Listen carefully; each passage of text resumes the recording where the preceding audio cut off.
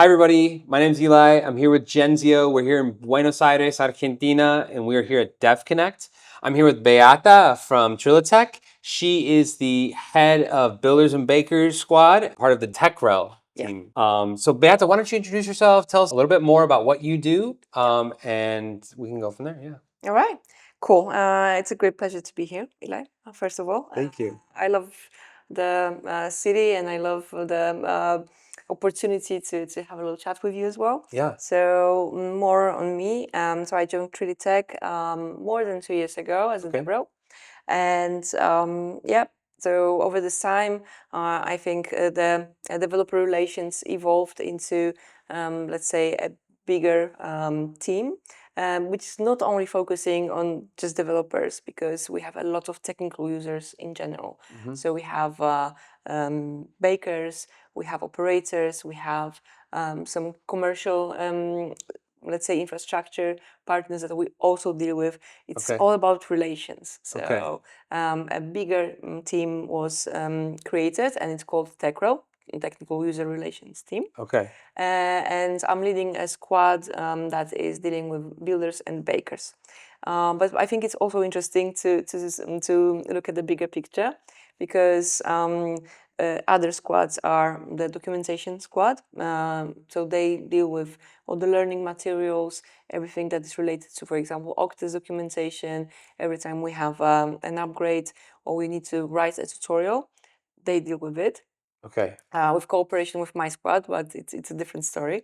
There is a support team, and it's a pretty big team, and they, for example, create some dApps that are needed for the ecosystem. So, for example, we launched the governance version 2 for Etherlink website. Okay. That makes it way easier to vote for upgrades on Etherlink, for example. Okay. So it was mainly their initiative, and they developed it. So it's 6 people, amazing, great people. There we also have a Q&A squad. Okay. So I think this is a very, very good opportunity to test and get that instant feedback from the squad for new features or existing features or the experience itself. And let me think. Yes, that would be everybody. Okay. So, and of course, my squad, which is also very, very important, because we lure people to the ecosystem. We take care of existing squad, existing builders as well. I think one of the main aspects here is dealing with, first of all, the bakers, which are validators on Tezos. So it's I like this name because it's kind of funny for me. It's like, I'm a baker and we wear baker hats. Yeah. For the last test dev, I was like, oh, well, let's print maybe some baker hats and we're gonna wear them. And it was, people actually wearing it, because being a baker is a part of, like, being of a part of the community. Yeah. Because the governance part is very important in our ecosystem, and the bakers are voting for new proposals. Yeah. Actually, we're just proposed a new upgrade on Tezos, so it's super fascinating. Okay. And the whole community is engaging. But before we propose, we also consult the features with the community, mainly for bakers, because it's their everyday life. Yeah. And it's a very interesting community, by the way. And I think it's a mixture of technical and non-technical people. Okay. It's fairly easy to run a baker, and I keep on promising myself that I'm gonna run my own baker soon. And I met some bakers here in Argentina. Like, are you running a bakery? And I was like, no, not yet. I will. And I have the equipment. Don't get me wrong. I have everything. I have everything prepared. But it's just like a timing, because I'm, to be honest, extremely busy. Yeah, with, yeah, of also course. builders, Of which course. is the second part of, like, the squad. So we have, but coming back to bakers, They also Yeah, what are bakers? That's kind of a newer so imagine concept, like maybe. I'm running a baker because Okay. I will at some point, yeah. Okay. So I have like a piece of hardware and like install software on it that is responsible for producing new blocks. Okay. So I secure the chain with my participation, Yeah. and so I need to have like 6,000 Tez. But technically, if I don't have it, people can delegate to me and stake with me. Oh, okay. So it's not like It's accessible. yes, yes, it is, and I think it's a very good time to start your baker and earn the rewards for technically uh, creating new blocks and Okay. getting involved in that way.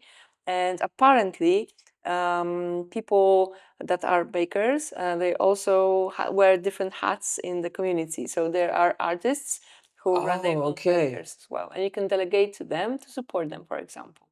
Oh, I love that. It's very like the Web3 kind of ethos. Yes, you yes, know? yes, yes, and because technical users, they not categorized in just one, like with one label. Oh, these are the bakers. These are no. It's all connected. It's all one living ecosystem, and I encourage people to run a bakers to get Yeah. that experience, and it's fairly easy. And if you don't have the funds, the community support each other. So, for example, I know the situations that people were delegating to each other for people in the community, for artists, for example, just to let their bakery running. Yeah. It's amazing. Yeah. That's incredible. I mean, that's something that, so, if I wanted to think about running something like this for other blockchains, I mean, it doesn't feel accessible. Like, it's not possible to me. Yeah. Number one, I'm not a technical person. Number two, I don't have those kind of funds to do something like that. But it sounds like with this, like, it actually is possible, like if you're an artist, you can raise some community support and then you can, get a baker going. Yeah. Exactly. It's I think one of the greatest entry points to the ecosystem is to run your baker and then you get to know all the bakers. So the bakers know each other, right? Yeah. This is and like it's funny like how people from all over the world get to know each other from just running a piece of machine and software on it. Yeah. That's actually beautiful, and that's the beauty of Web3. Exactly. It's like I said, it's very like Web3 ethos, like it's decentralized. And I mean, what do the rewards look like for something like this? And also too, I mean, it really feels like, once you do something like this, you're really invested in the community, like you really, like you own a piece of it almost, so to speak. Yeah. So I mean, what are the advantages besides being a part of the community? Like, I mean, do you get anything in return or? Yes, you get the rewards for Okay. baking. So, and for example, if let's say you are a baker now, yeah, and I can delegate my funds to you and stake with you. So I'm receiving my rewards, and you, for example, can get percentage of that. Okay, they're automatic. Are they automatically? Yeah. So staking, it's part of a protocol. So if you stake your funds, yes, they are distributed automatically. But if you just delegate, it's a technically liquid.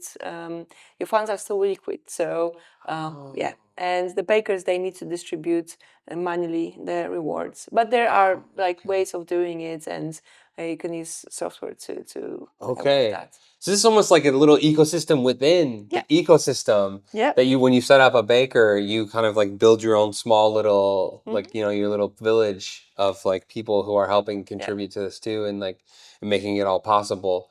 Yeah. Now, what about the builder side? What's the difference between a builder and a baker, I guess? So some builders are bakers, Okay. and not every single baker is a builder. Okay. Let's say like this. And so builders are people that are willing to contribute in a slightly different way to the ecosystem. Okay. For example, developing some sort of solution, a platform, or a tool for bakers or other users of the ecosystem. So to get, for example, more builders, we run hackathons. Yeah, so people hack something very quickly, and this is a moment where we can reward people for building something and kind of to set them for success and give them opportunity to, okay, I built something, I want a reward, but I want to keep going and continue my journey. Yeah. And that's a good recipe for a good startup. Yeah, it breeds creativity, a lot Yeah, of those yeah, things. yeah. So if I wanted to start building Yeah. on Tezos or Etherlink, what does that look like? Is it approachable, or like, do I have to apply somewhere, or how does it's like an open source thing, or? It's open source, absolutely. There, like I mentioned before, the documentation squad is keeping the documentation up to date. Okay. So I think documentation is the very first place to start with. But we also, as DevRels, we record some videos around how to build. Okay. So there are some people that not necessarily digest a lot of text in long documents, but I just want to watch the video and set it up everything like a hands-on experience. Yeah. So we take care of that part as well. Okay. So we create content, we work closely with marketing, engineering, and product technically. Okay. So you're like working all over the place. Then Yeah. you have your hands in like a lot of different pots. Like so then what is like, a day for you? You're working with builders, you're working with bakers. Like do they cross paths quite often, or? Yes and no. There are moments that it is like extremely busy on the baker side when we have like an upgrade on Etherlink or L1 protocol.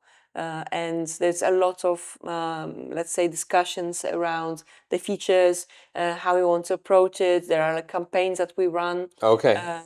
For like voting. So because the voting process is, let's say, fairly complicated, and so we need to remind people, okay, hey, this is the moment you can vote for this.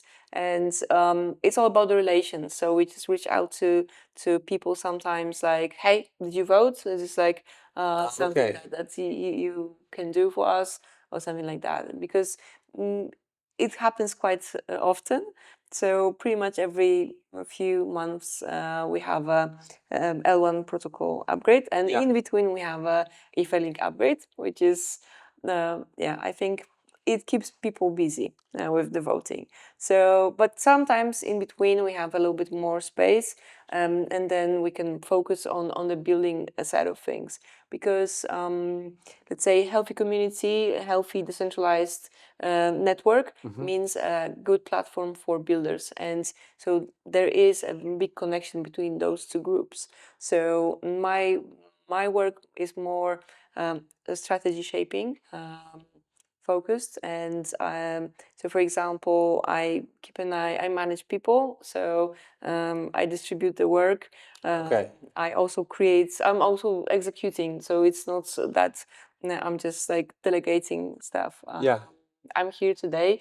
I just had a talk because by heart and by let's say job title, I'm a DevRel. Yeah. So I still produce content with my colleague Adebola, who is also DevRel, and we both focus on like organic community building for Etherlink. Okay. Whilst we also take care of the existing community for L1, and it's very important to not to forget about the core of Tezos, which is builders on L1. And yeah, I think it's very much connected to the features that we introduce every time we upgrade the L1 protocol. So it's all connected. It's like I have a lot of conversations. Sometimes Adebola is, for example, focusing on the Discord part. We also organize events. So, for example, the hackathons. We had a big hackathon happening during Tezos biggest festival, which is TezDev. And it started in Cannes, and it was fully remote, 1 month hackathon. So people could participate. And actually, I didn't have like a big expectations, but we had almost 100 projects.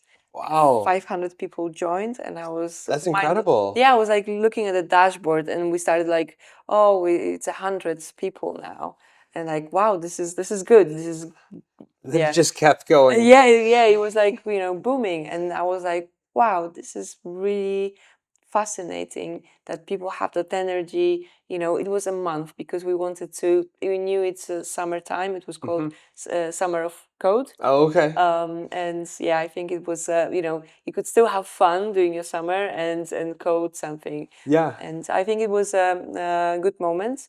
Now, another one is upcoming during FCC, TestDev again, but it's going to be in March, I guess. Okay. So we cannot call it summer of code. Maybe the spring of code. Yes, But that doesn't have the ring to it. We need to find like a fancy name. Maybe someone will help us. You can ask in the community for How we can call like a spring version of the hackathon. So yes, I think it's like my part is more organizing, which is like very difficult because, like you said, it's juggling between few big projects. Yeah. So yeah, and then we have also another L2, which is Jstz, and so we did produce some content around it. We have some ambitious plans for next year. Okay.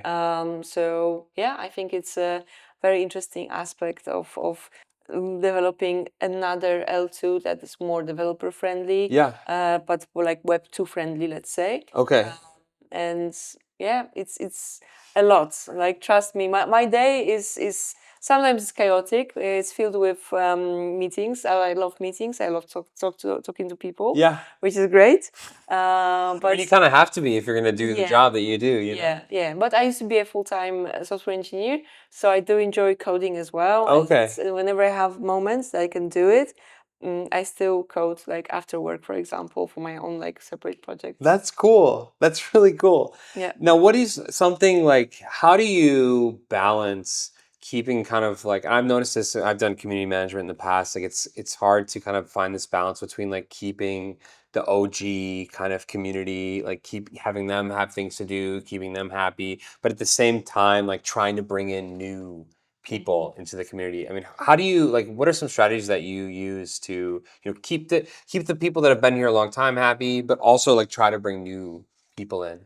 Yeah, I think listening is a very good strategy. You need to listen to people, and this is something that is very hard these days because we communicate a lot. We do talk, we post a lot, we write a lot, but sometimes you need to read between the lines. And if there is, I don't know, frustration, let's say, that someone is expressing, we need to see like what's behind it. And we know those people. We know exactly what's happening. Yeah. And maybe I don't talk to everybody directly because I'm still fairly new to the ecosystem. 2 years. Yeah. It's a lot in Web 3 years, but still, I guess it's not enough. Not enough. Yeah. Of course. But within my squad, I have very reliable people that are very open to communication, and they know, for example, others. And like the approach that we have is like, okay, let's jump on a call. Like, yeah. Make it personal. Exactly. And if there is a struggle, like, let us know. We're gonna jump on a call and we're gonna talk with you. Because like, I'm not a big fan of just exchanging a lot of written words. I can be misinterpreted too. I feel like it's hard to interpret emotions through text, and it's much easier on the call. There's a lot of barriers, like some sort of cultural barrier. We deal with people across the globe, and we don't know who's on the other side. Yeah, their communication styles are different too. Like, I'm Polish, and if I communicate like a Polish person without, let's say, the polite part, it's like, because this is Poland, this is normal. It's like, can you pass me the bread or something? But in UK, it can be, read as a rude thing. So there's like a cultural barrier, and we need to bear that in mind. That okay, we communicate differently with different people. But I'd rather just jump on a call, just like, let's talk about it. So let's just talk it through. Like, sometimes it's a vent out session, for example. And when there is like a situation where, okay, there is a frustration, just I hear you, I see you, explain that, okay, so for example, OGs and Etherlink, it's not cannibalizing. It's not, this whole ecosystem is one ecosystem. Yeah. L1 is important. It's a baseline for everything. It's extremely important. It's a beautiful piece of tech, and building on top of that, and enabling people to build on top of that without any extra, I don't know, learning curve or barriers in terms of tech is beautiful. Yeah. And it's like, for me, even the fact that Etherlink exists is opening a lot of doors, and without losing that Tezos ethos or Yeah. yeah. And I think it's like the artist community that I just met 5 minutes ago, literally. So and they like, okay, but Etherlink is how it works for people. Like we mint on Tezos on L1, how it's gonna. So I was like, it's all good. It's just another tool to play with. Yeah. If you want to, you can create collectibles over there. You can have like real-time interaction. You can create games Yeah. that are like, it's fairly easy to create a game. Even I can vibe code a game in like, one day. That would be Yeah. fun. And Etherlink is like allowing to have that more playful way of doing it. And Apple Farm is a great example of this. And when Apple Farm started, I was like, okay, maybe I can, because I stake my test. Yeah. Because I work with the Well, yeah, of course. You're very involved in the ecosystem. Yeah. It just kind of makes sense. Exactly, and so I want to be able to use the tech from like a very low level perspective, but I'm a user as well. Yeah. And I want to have that experience that everybody will have. So I said like, all right, so I'm gonna test things out. I'm gonna get half of my stake on bridge to Etherlink, and use Apple Farm and Okay. just play around. Yeah. And it was so addictive. Like it was like I was checking every single day. And then Appleville, the game, you just need to, get some apples. And I was like, that was even more addictive. So, and it was fun to do. It was really good and engaging. So that sort of experience to develop it on L1 is also possible. Yeah. But it's less accessible from people from outside. So this is part of the answer for your question for the strategies. Yeah. So we're luring people in by introducing new ways of building on Tezos, like with like EVM compatibility and the tools, the developer tools that are available over there. So that's yeah. I know I talked a lot. No, it's okay. It's okay. Yeah, I mean, it's really hard to juggle different interests at a time, at the same time. And then also too, I mean, it sounds like you're having to do a lot of cultural navigation. You speak to like, that's the thing about Web3 is, people are everywhere and they all communicate in different styles. And it's kind of your job to, make sure like everyone's happy to, to a certain degree. Like, obviously you're not everyone's not gonna be happy all the time, but ultimately, like, you really work really hard to kind of give everyone, their own due diligence and, to make sure that they feel appreciated and like they're a part of this ecosystem and that they can take part, whether they're, an artist or a gamer or, like you said, like a builder. Like, they all have their own thing that they can do, within the Tezos, like Etherlink kind of ecosystem that you guys have built. It sounds like you had mentioned like you have some other people that they help you with a lot of this too. So you're kind of not on your own completely. No, absolutely. Like the whole squad, I'm very privileged to manage amazing people that I learn from, and I think that's one of the most important and most beautiful experiences in my career. Yeah. To lead.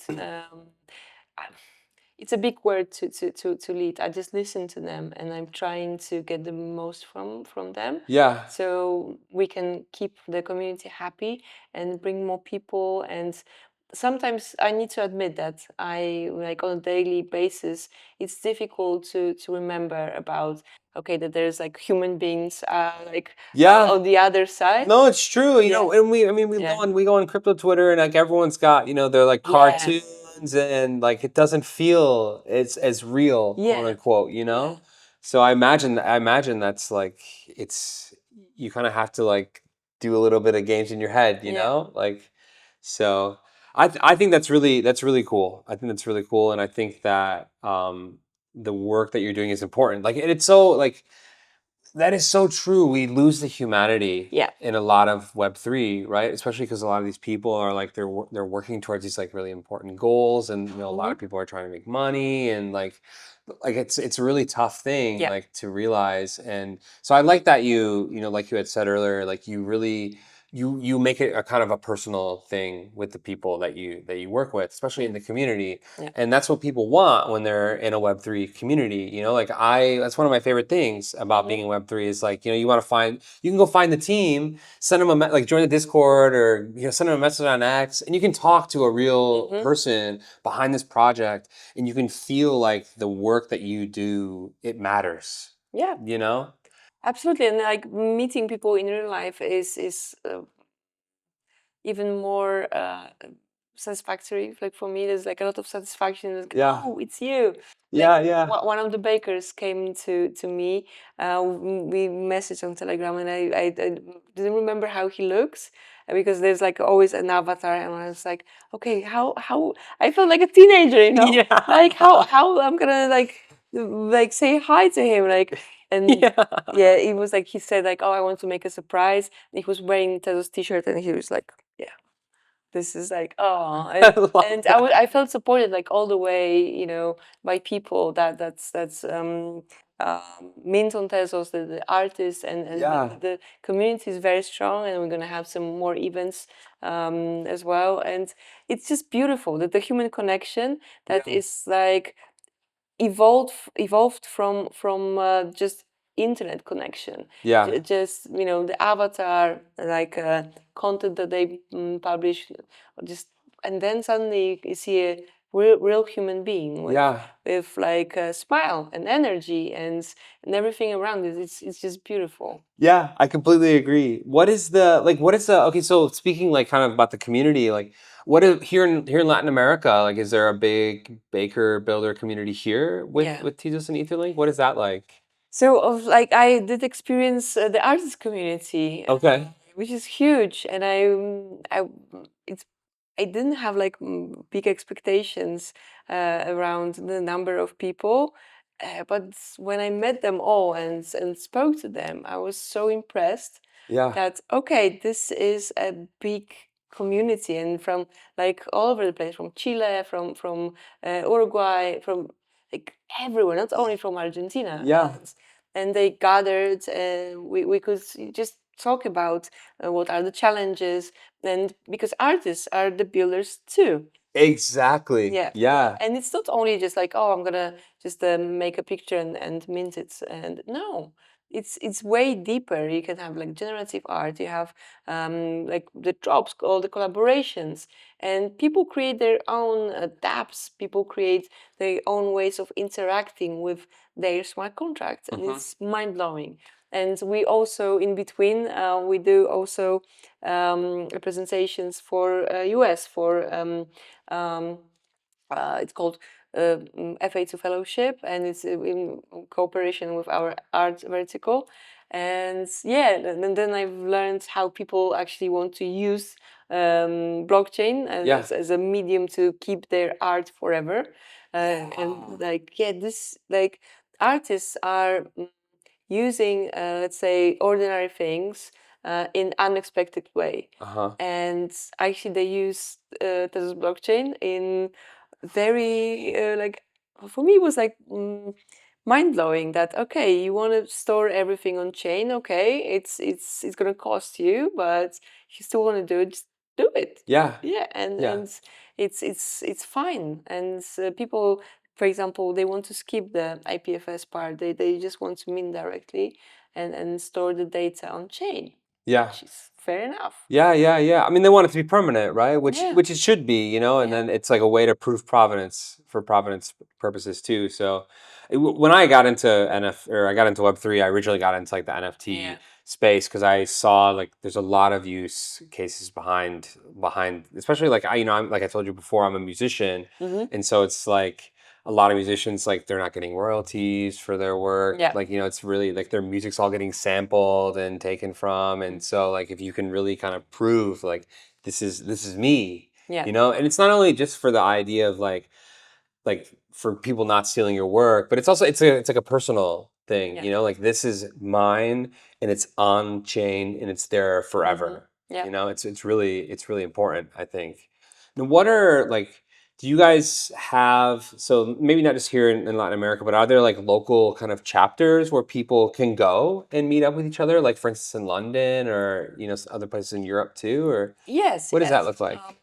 So we are present in main conferences around crypto, of course. Okay. But the local communities are also very much involved into organizing some local meetups.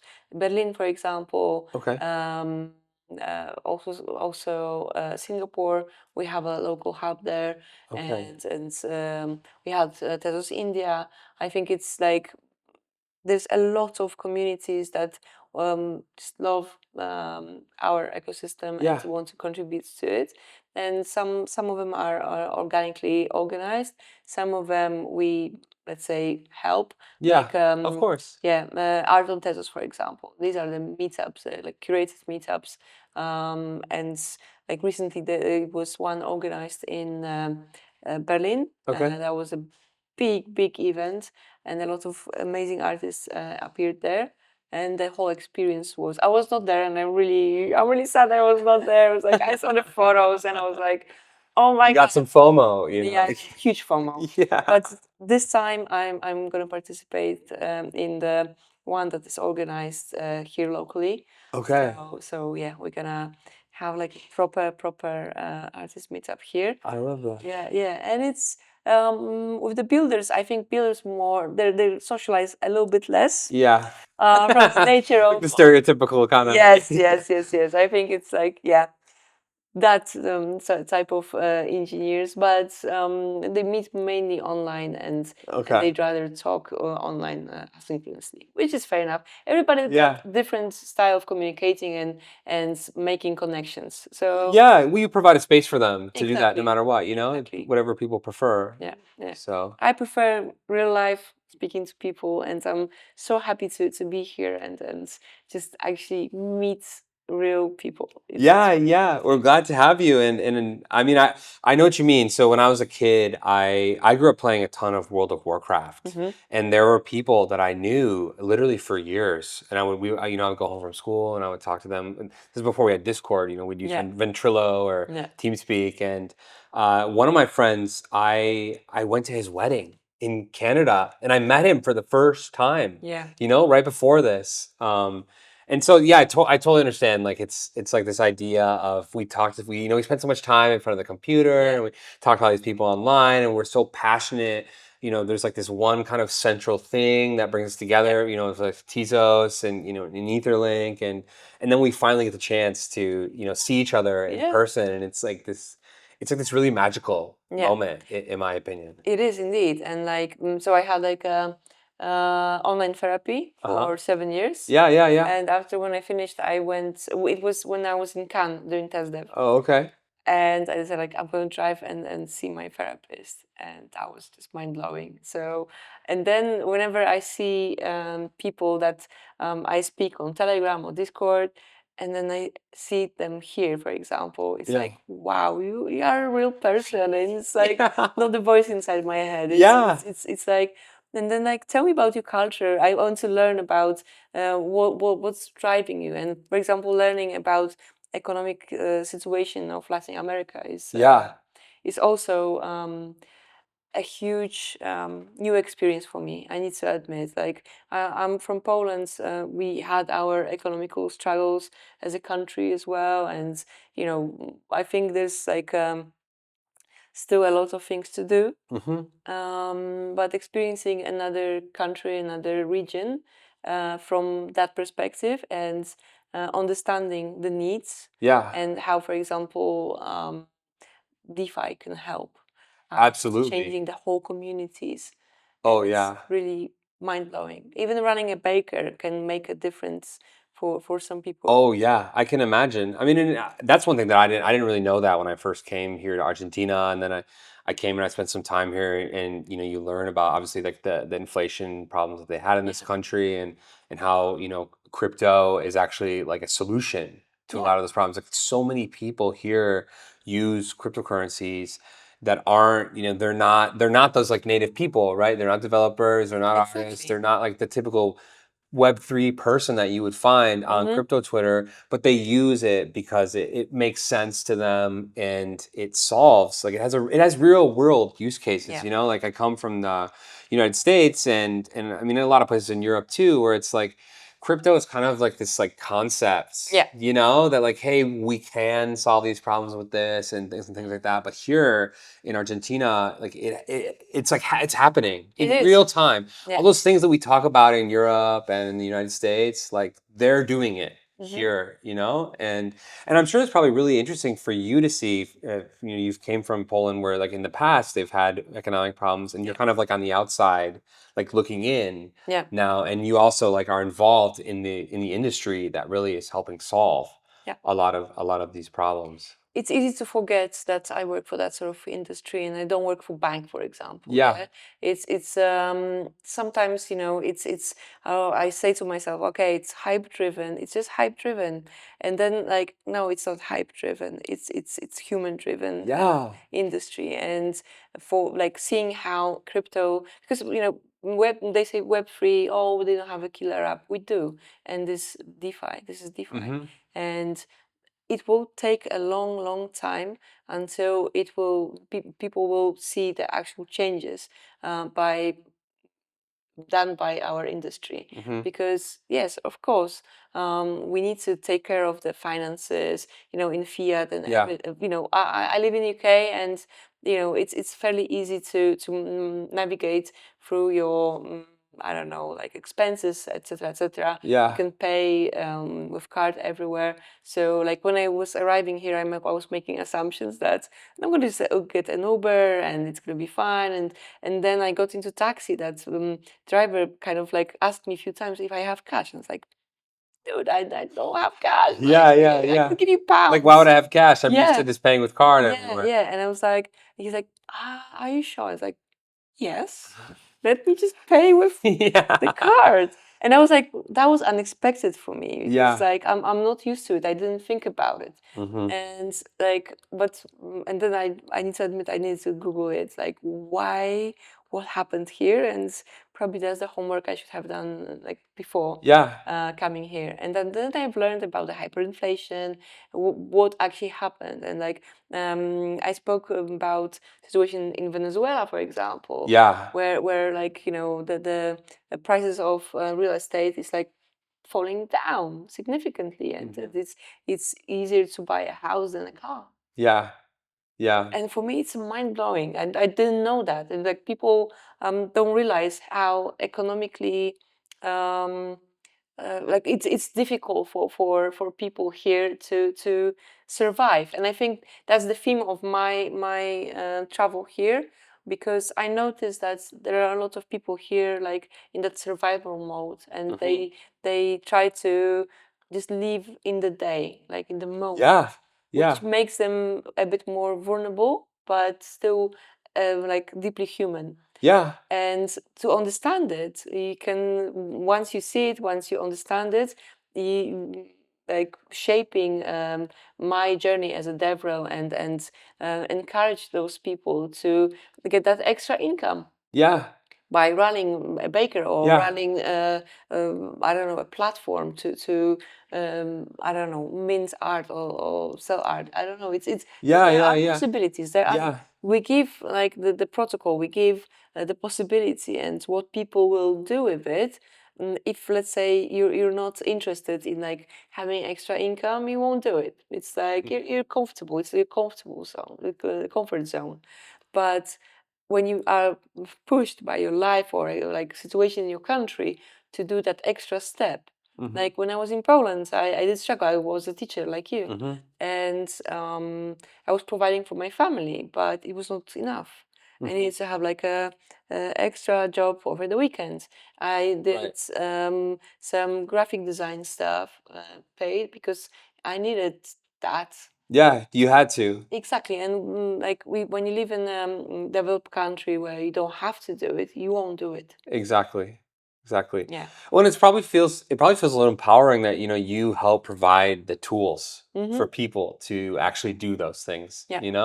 And then you can kind of come here and you can see it all in action. Yeah. Like, and I'm sure it probably really helps you with your job too. Because I'm sure there are a lot of users that are in countries like this. And like you've came here and you've actually kind of experienced it for yourself some, and so that better like informs you when you're like connecting with these people online. And there's like a lot of things that I can relate to as a person. And I need to admit that Argentina really reminds me of Poland. I love In that. ways. I love that. Yeah. It's a beautiful country here. I'm glad you're here. That you get Yeah. to experience the culture that we have here. And I kind of feel like it's like Latin America. There's a little bit of like a European kind of feel in some places too. It's like this like big mixture. Yeah. And the people here, like we kind of said, they're really resilient.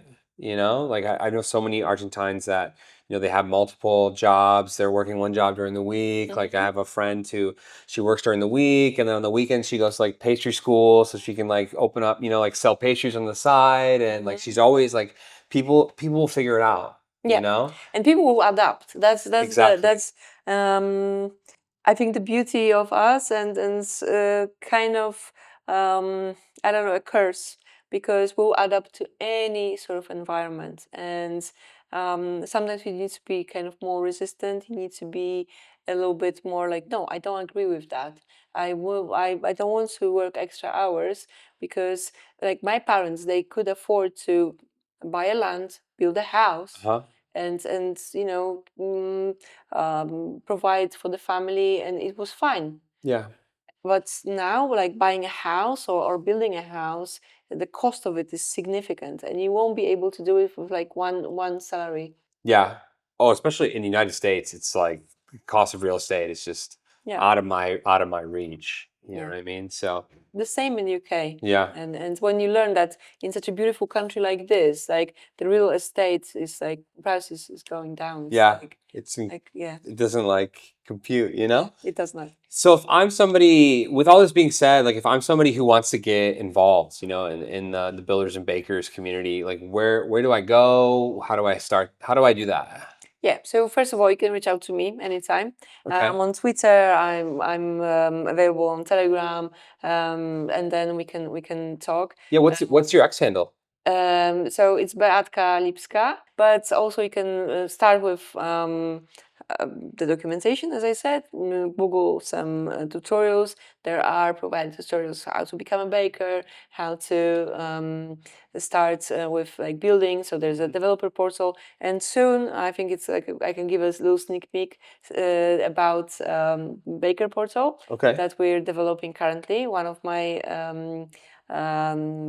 colleagues is working on he worked already on the prototype, and we're developing the baker portal that will be open to the community. We want them to contribute. We want people to have like a very simple steps. It's like an orchestration where to go if you want to run a baker, or we're going to highlight some bakers over the time. It's like that very first place to go for the community. So developer portal on Tezos.com, and it's going to be like baking portal on Tezos.com very soon. But before that, documentation is your very first step. I guess it's very detailed and explains very easily to how to start like on Tezos. Cool. Well, hey, I really appreciate your time today. This has been a great conversation, and thank you so much. Yeah, it was a pleasure. It was a great conversation. Yeah, Awesome. thank you. Thank you.